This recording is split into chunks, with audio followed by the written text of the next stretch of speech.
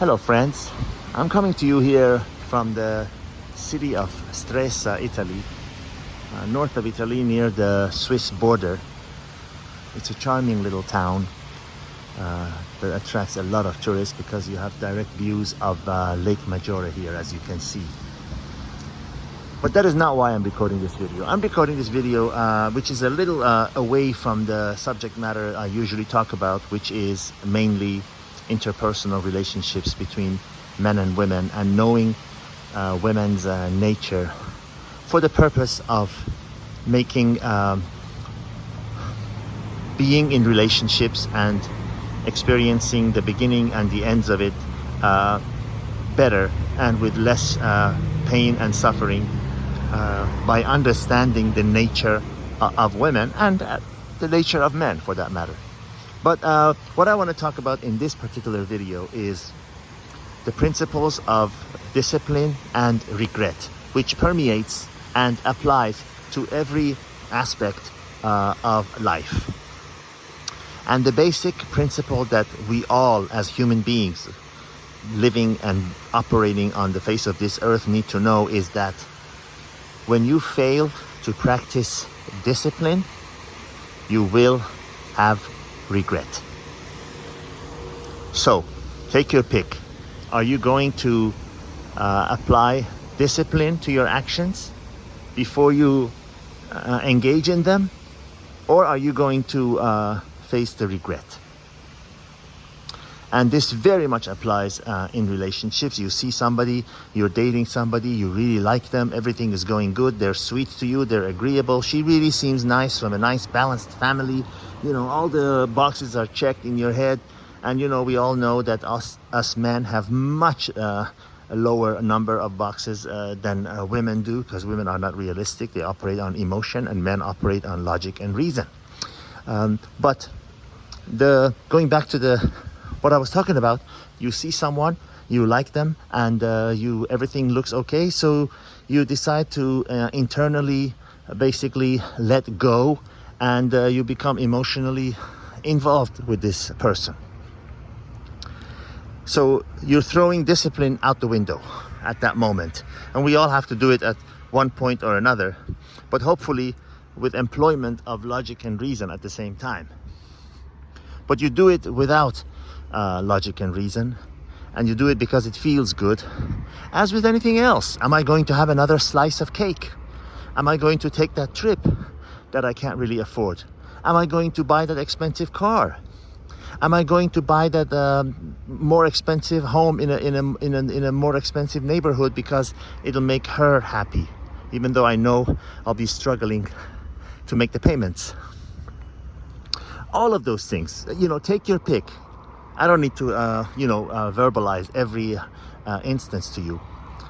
If you apply discipline, and how you apply discipline, you know, you just don't want to deprive yourself of everything in life because it's prudent, and then you won't have to, regret it later. You don't want to, I see so many books and everything on people advising that, oh, if you want to have money when you're old and gray, then basically go without, live significantly below your means. Well, I personally don't believe that. You know, you have your own opinion. Warren Buffett has his own opinion, and some homeless man on the street has his own opinion too. I respect all of them. But in my personal view is, okay, if you're making X amount of money and you're living significantly below your means, I have people that, people have written books, very famous people, that actually suggest this. Drive an old beat up rusty pickup truck, live in the lowest neighborhoods, wear tattered clothes, whatever. So when you're 65 years old and you have money, okay, you have money. And then when someone sits next to you with a cup of coffee and says, well, tell me, okay, you have your house and you paid your bill and now you're 65 and nobody looks at you and you're next door to death. Tell me what you've done in your life. What have you done? Have you traveled? Have you eaten well? Have you slept with beautiful women, if that's what you wanted? You know, have you dressed well?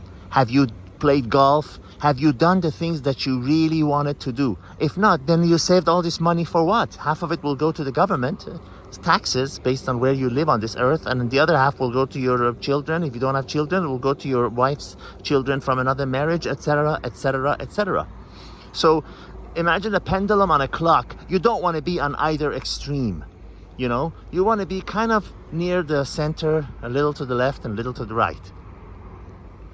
So back to the same principle, I was mentioning discipline, because the more you practice discipline, at least you remind yourself that I should practice discipline, the more you understand the ramifications and the consequences of the decisions you're about to make, and you'll hopefully make a better decision. I am not preaching down to anyone.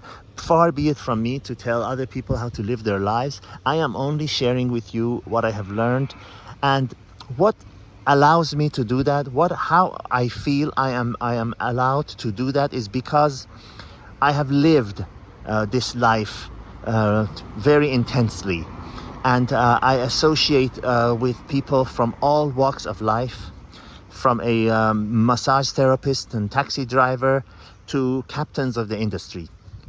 And you know, I'll take the culmination of their experiences and I present them to you, listener, in the best way that I can. I am not preaching on anyone on how to live. I am just sharing with you. My father always used to say, I give you the advice, I give you the best advice. You can take it and apply it to your life, or you can throw it in the toilet. So I'll pass on the same thing to you. My father meant well, and God knows I mean well.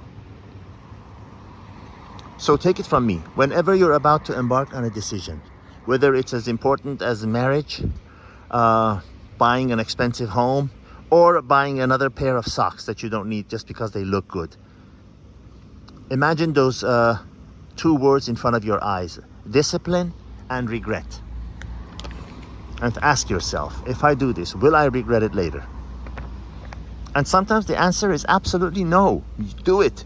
Do it. If it's something that makes you happy, if it's something that you've wanted to do all your life, then why are you waking up and going to work every day if you're not going to reward yourself with the things that make your heart sing? You come first. If you're not happy, if you're not healthy, if you're not joyful and satisfied and fulfilled, you cannot make any other human being, including your own mother and father and all the other loved ones that you want to help, happy. You have to first be happy and fulfilled yourself. And you have to have resources so you can help others.